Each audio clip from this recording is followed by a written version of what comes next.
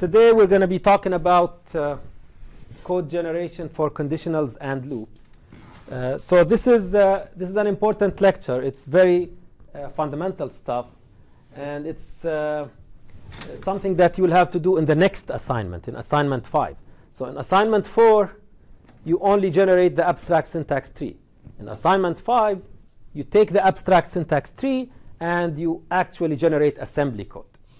Last lecture, we discussed how to generate assembly or abstract assembly for what? The evaluation.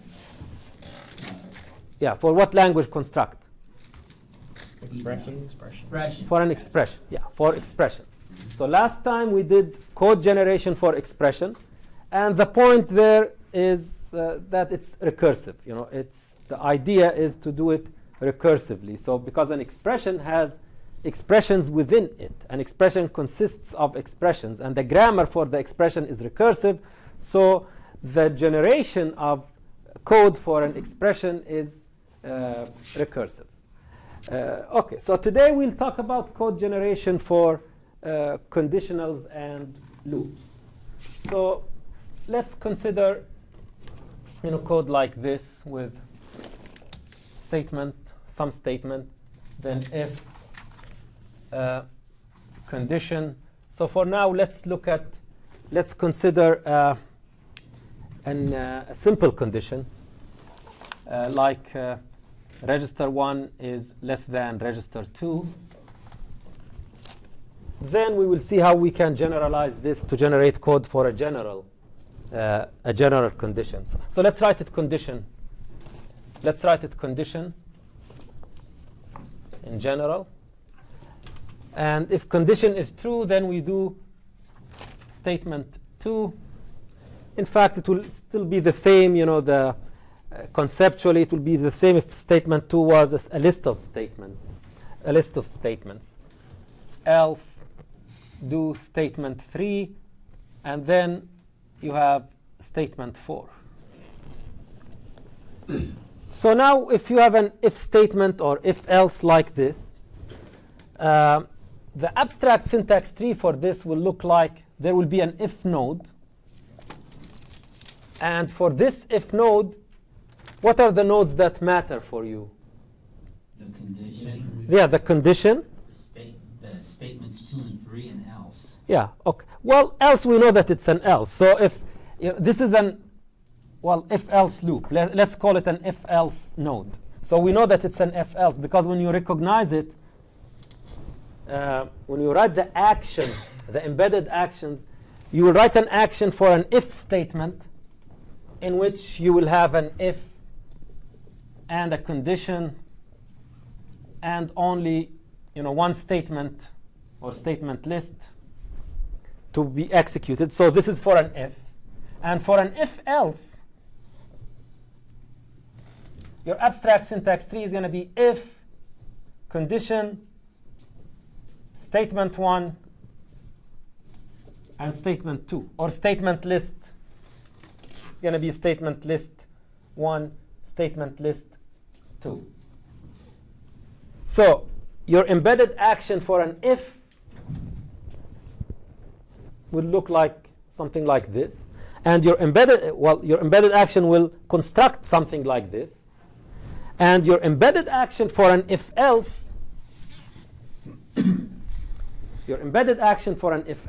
is going to construct something like this. Because for an if-else, you need something to execute if the condition is true, and something to execute if the condition is false. Okay, so here we'll have an if-else node, and we will have a condition, and we'll have a statement 2 and statement 3. Okay. Now, how do we generate code for this? Well, we need, in order to generate code, the code that we will be generating is abstract assembly. So it's not going to be real assembly for any specific machine. So it's generic assembly. That is, assembly instructions that are likely to exist on most machines. And in particular, RISC machines, which have fewer instructions. So the abstract assembly that a compiler uses is usually generic, and it's something that you expect to have on most machines. Remember that some compilers, such as GCC, for example, some compilers generate code for many different machines. So, and in order to, before they generate code for a specific machine, they generate that generic assembly. That generic assembly that is expected to not to be found on all machines, but to have an equivalent, some kind of equivalent. Okay. So in our generic assembly, we will use the generic assembly in the book, which is what they call iloc. This is in the textbook. This is the generic assembly. iloc stands for Intermediate language for an optimizing. Yeah, intermediate language for an optimizing compiler. And in this language, we will have some compare instructions. So compare for less than, and compare for less than and equal, compare for underscore greater than, compare for greater than and equal, compare for what else? Less than, equal, greater than, greater equal. What's that? Equal, right? You need equal, and you need what? What remains here? What's the remaining? Not equal. Not equal. Yes. Not equal. So you have these compare instructions. So this compare instruction takes two registers, Rx and Ry, and it writes the result to Rz.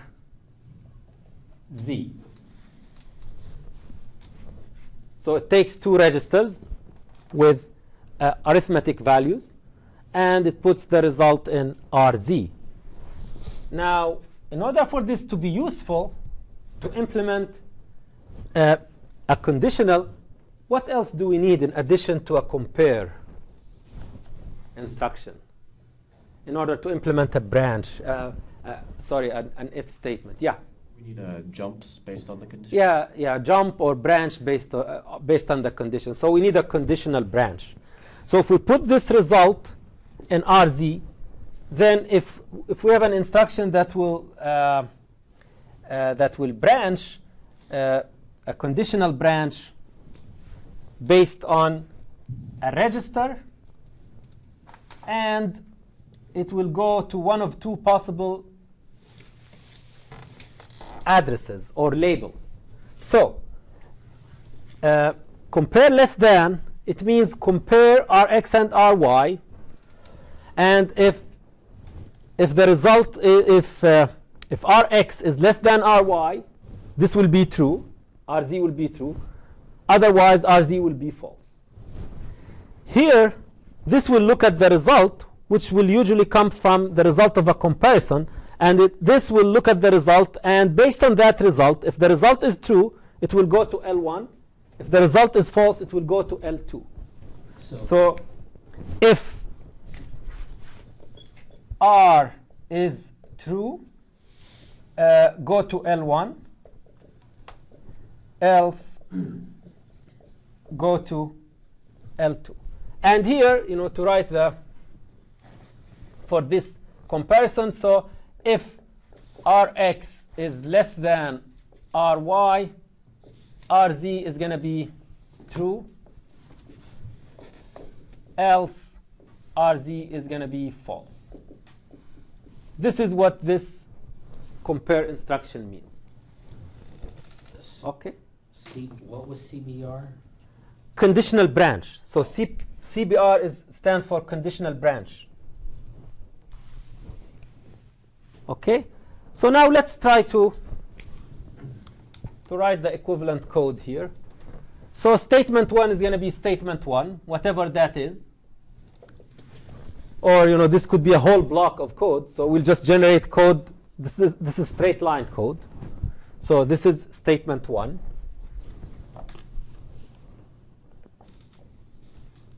So we'll have statement 1. Then, assuming that, let's replace this condition with a simple condition, then we'll see how we can generalize it. So let's assume that our condition is R1 less than R2. So if our condition is R1 less than R2, we can do compare less than R1, R2, and we put the result in some register R3. Then we do what? Then? So we are comparing R1 and R2. If R1 is less than R2, R3 will be true. Otherwise, R3 will be false. So what should be the next instruction?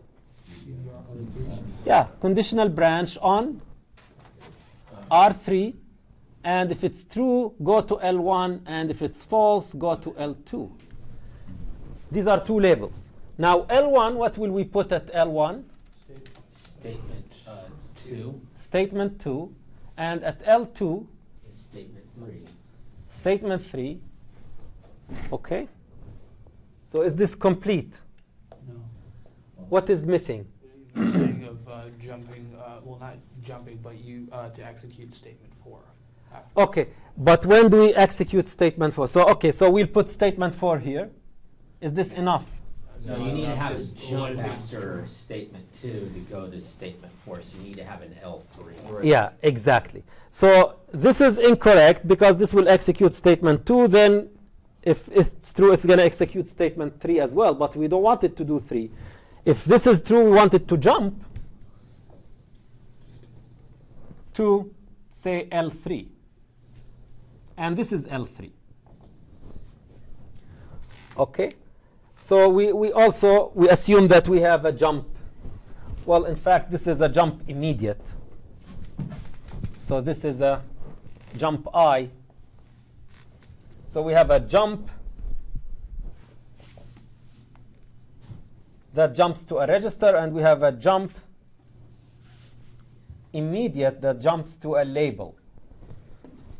OK, so jump immediate jumps to a label. The label is just a number, a constant. When it gets translated to actual machine code, this label will be what? Yeah, it'll be an address. Yeah, it will be just an address. Yeah, it will be an address in memory. But jump to a register, it means that the address will be in this register. So this is indirect. This is one more level of indirection. The actual address will be in a register. But we are using here the jump immediate. Because these numbers are labels. Okay, when we are generating assembly, these are labels. And then the assembler, in fact, will take these labels and convert them to addresses. OK. So this is code for the if statement, or if else. Now, let's introduce the important concept of a basic block. So the compiler will generally divide a program into basic blocks. What's a basic block? A basic block is a straight line piece of code that doesn't have any branches. So in this case, whenever there is a branch, that will mark the end of a basic block. So in this case, we'll say, OK, this is basic block 1. Then this is a branch. So we are branching here. So this marks the end of a basic block, and we will start a new basic block. Now, this basic block will end where? At the end of jump I. Yeah, exactly. At the end of the jump, we will end the basic block. So this is basic block 2. And then we have statement 3 here. So should we have a basic block boundary here or not? Yes. Yes, because these are. Because L2 is conditionally executed. Yeah. So this is not straight line code. So in fact, whenever there is a branch that marks the end of a block, whenever there is a label that marks the beginning of a new basic block. So let me write it here. So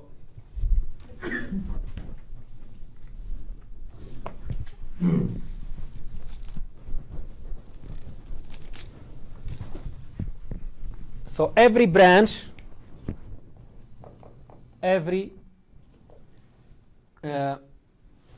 branch or jump, whether it's a conditional or an unconditional branch, marks the end of a basic block, and every label marks the start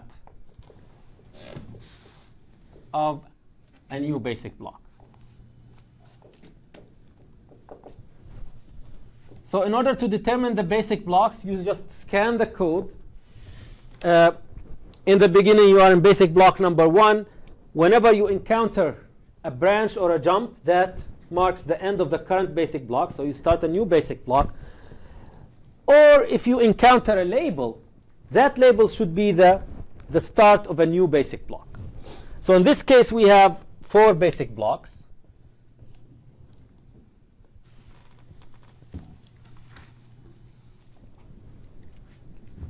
So these are important concepts, although they're not hard at all. I mean, these concepts are very intuitive, but they are very fundamental in compilers and code generation. Now there is the concept of a control flow graph. The compiler would construct a control flow graph that will represent the control flow. So in this case, the control flow graph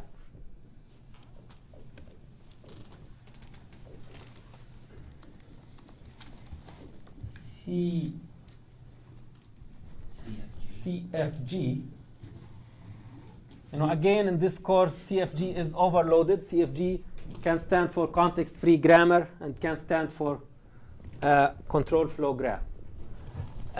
So a control flow graph for this is going to be BB1. And from BB1, you can branch either to BB2 or BB3. Then what happens? Well, BB2 and 3 go to BB4. Yeah, exactly. Both of them are going to merge into BB4. So the concept of a basic block and the control flow graph, these are fundamental concepts, but they are very intuitive, I believe. OK? No. All right. So now why basic block is, why does the compiler divide the program into basic blocks?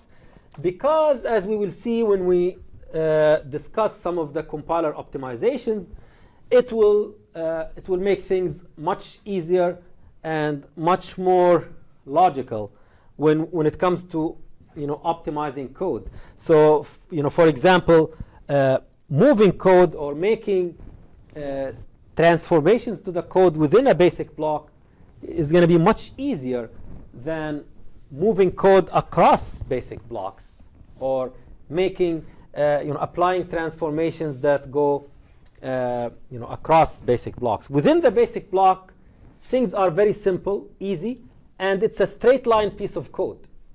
You don't have branches, you don't have control flow. It's straight line piece of code. When you start executing the basic block, everything within the basic block will necessarily get executed until you get to the end of the basic block. So a basic block is a straight line piece of code.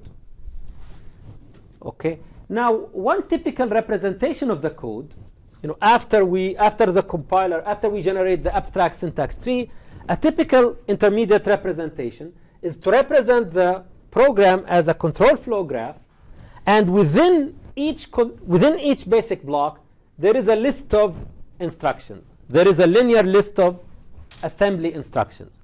So in this case, in basic block 1, you will have these instructions, or if statement 1 is not an actual statement, if it's a block of 100 instructions, then the basic block will have those 100 instructions in it. Okay? So within each basic block, there will be a list of instructions. Questions on these concepts? Okay, so next we'll see how we can generate code for loops. Then we'll see how we can generate code for a general condition. Okay, so let's look at loops. Let's look at a while loop. So now, for a while loop, you have statement 1, then you have a while, and you have a condition. So let's use a simple condition again, like R1 is equals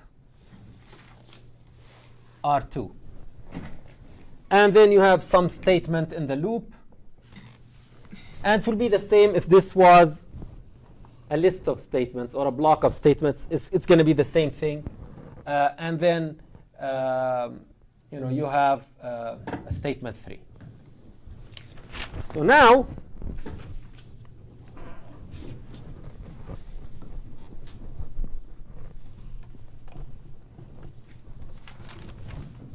you can do it instead of compare less than, it's going to be compare what?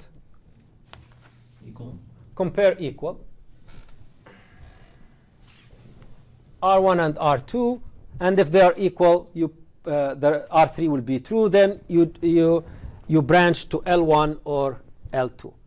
Now, if it's true, what should L1 have? 2.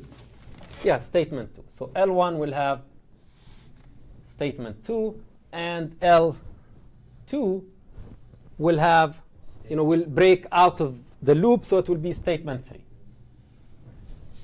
What's missing? Well, you need a jump. It needs to jump back to the compare Yeah. equal. Yeah, exactly. So So you need a label for that. yeah, exactly. So there are two ways of doing it. Let's do it both ways. I mean, you can either do the compare here. You can have a copy of the compare here. So you can either compare equal R1 and R2 and put the result in R3, and then conditional branch R3 L1 L2, or you can just go to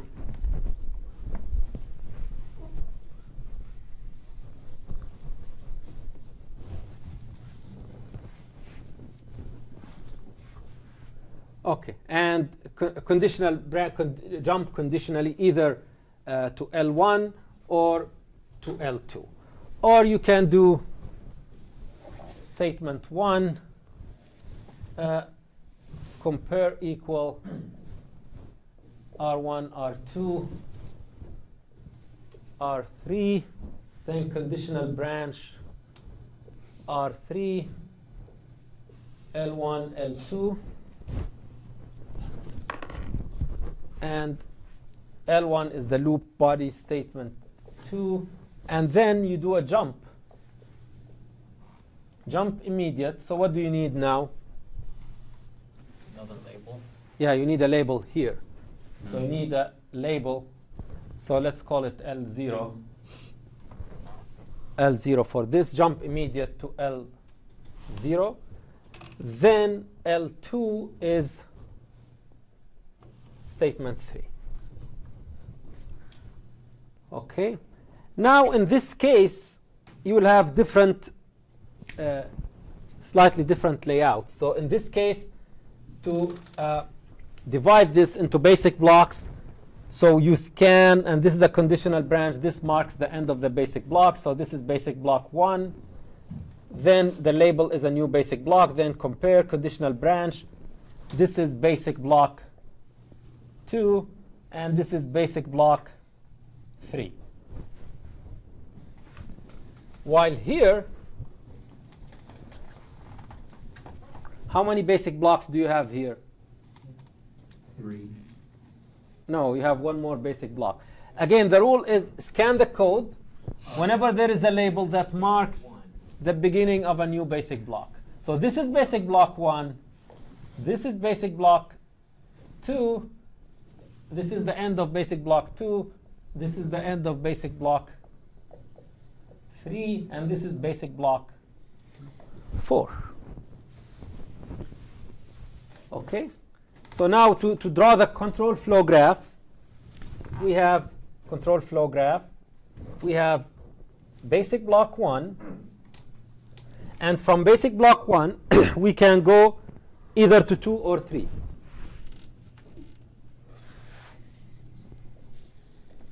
Basic block 2, basic block 3.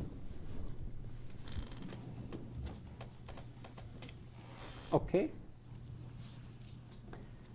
And what else? So from basic block 1, we can go either to 2 or 3. From basic block 2, we can go back to 1 or to 3. No, L1, which is basic block 2. 2 or 3. Okay, so it's a self loop. Or we can go to basic block 3. From 2, we can go to 3. 3, we don't have anything. Okay, so this is a control flow graph. Yes? I have a question. In the first 3 lines of our 2 examples here, I don't see any difference in the code, but in one we have just 1 basic block, and the other one we divided it into 2 basic blocks. Because of the label L0. Because of the label. Because of the label L0. So remember, every label marks the beginning of a new basic block. Okay. Why did we put that label there? So that we can jump to this, jump to L0, to jump back. So where do we want to jump? We want to jump to the comparison. Okay. We don't want to jump to statement 1. Right. Okay. Right? So we want to jump to do the comparison. Okay? So this is control flow graph. Now the control flow graph for this is going to be basic block 1, then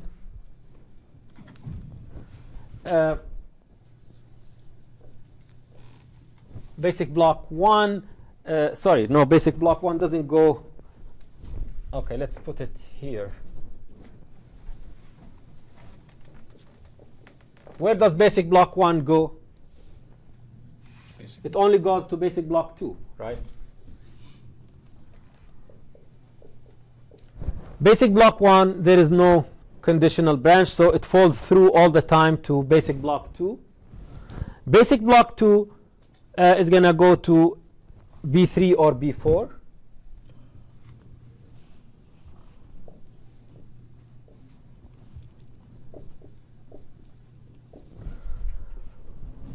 Okay, 2 is going to go either to 3 or 4. What else? 3 goes back to 2. 3 goes back to 2. Yes.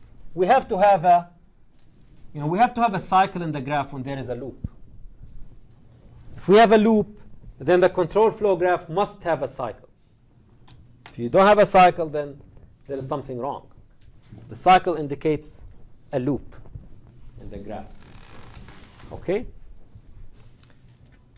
So this is how we generate code for loops and conditionals. And in fact, now this is all what you need to know in order to build the, our basic compiler for the baby language, for our baby language. These are all the features that we have. We'll talk now about expressions, about Boolean expressions or logical expressions, but in fact it's something that we have already talked about. It's not very new. So okay, so now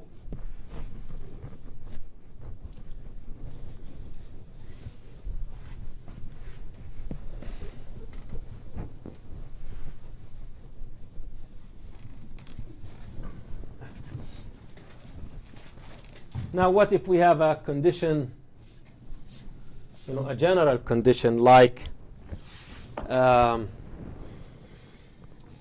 A is greater than B and C equals D, or E is less than or equal F. Now, if we have a condition like this, in fact, we have seen how to write a grammar for a Boolean expression. So in fact, writing a grammar for a Boolean expression is very similar to writing a grammar for an arithmetic expression, because the AND maps to what does the map, the AND correspond to? Map. It's and. Yeah. Well, what does it correspond to in the arithmetic expression? Multiply. Yeah, multiply or divide. And the OR corresponds to Okay. Plus or minus. plus or minus. So and we have actually written the grammar for a Boolean expression. Now, so generating code for a Boolean expression is going to be similar to generating code for an arithmetic expression. Right? It's the same idea, but the operations are less than or equal or greater than or equal. So to make sure that we understand this, that we fully understand this, let's draw the abstract syntax tree for this Boolean expression. So for this Boolean expression, the abstract syntax tree for this will look like. What will the abstract syntax tree for this Boolean expression look like? What will be the root node? Or? Yeah, it will be the OR. So if you write the right action, and if you write the right grammar for a Boolean expression, as we did it in previous lectures, your root is going to be the OR. And this OR is going to OR these two things. This is one thing, and this is another. So this is an AND. This is an AND term, and this is another AND term. So it's going to OR what? The AND of A greater than B. So this is going to be greater than. Greater than with A and B. And this is going to be equal C and D.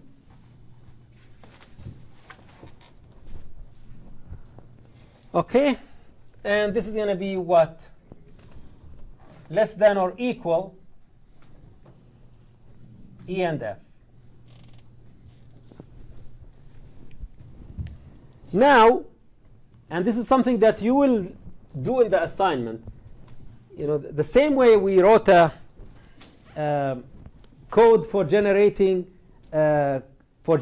assembly for an arithmetic expression, same thing applies to a logical expression, but you'll have to take into account the different operations. So here you have greater than, equal, less than or equal, whatever. So for example, the code for this will look like, what will be the first statement or the first? It's going to be a load on the A. Yeah, exactly. So first, ARP to A. yeah, so load AI, address immediate, R, activation record pointer, address of A, and this is going to get loaded into R1.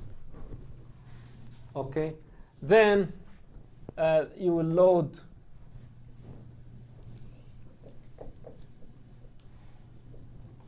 address of B into R2.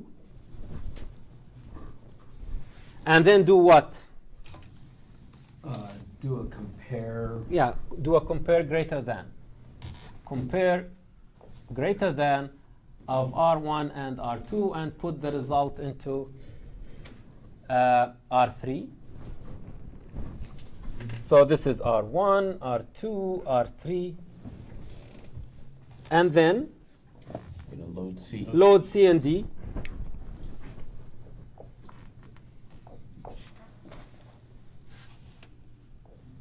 Address of C into R4. and load activation record pointer address of D into R5, and then do what? Then compare equal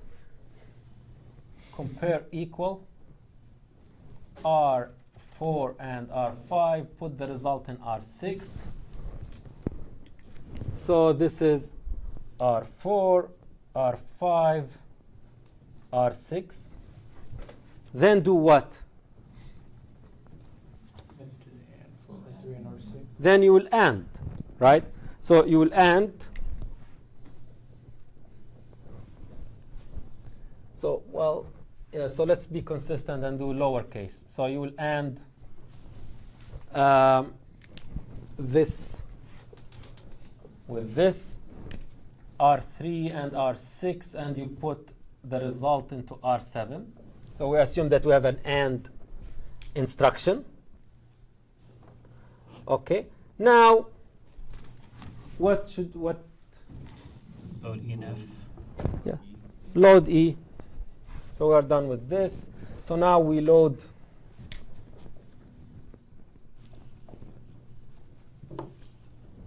address of E into R8 and load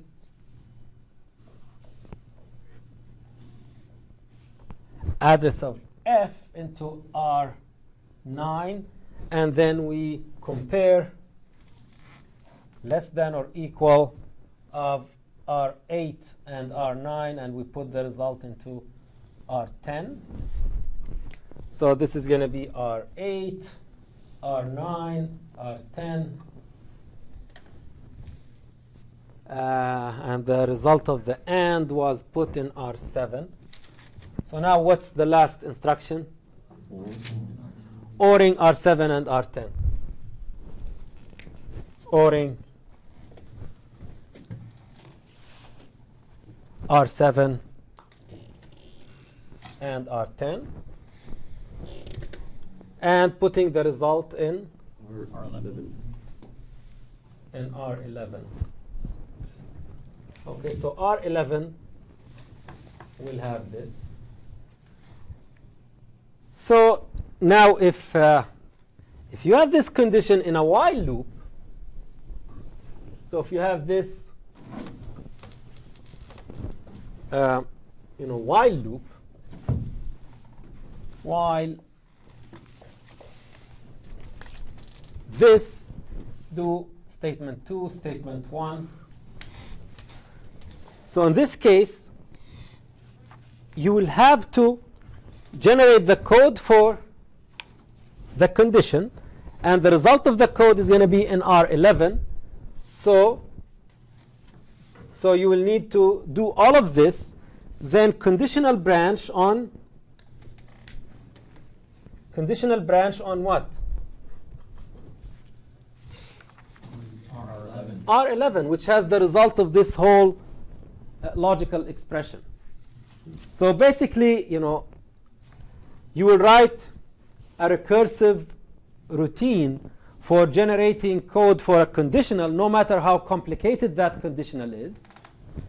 Then the result of that conditional will be stored in some register, and you do a conditional branch on that result, and that goes to L1 or L2. Okay. So do you know now how to write code to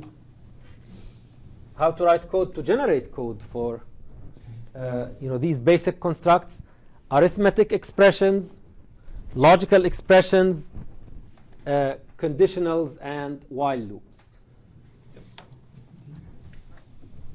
Okay. So so this is basically what you need to do for in order to write that to build that compiler. So in this case, this is going to be our condition. So you will have a while loop. So you'll have a while node, and this while will have a condition, and it will have a body. And this condition can be a complicated condition like this, so you will have to basically invoke the function that generates code for this condition. And this body could be anything. This body could be a list of statements, and that list of statements can have, within it, it can have if, else, it can have another loop, it can have anything. So basically, it's all recursive, right? Programming languages are recursive. So within this body of the loop, you can have anything. So within this, you can have if, else, while loops. You can have complex expressions, arithmetic and logical expressions. Okay. So any questions on this?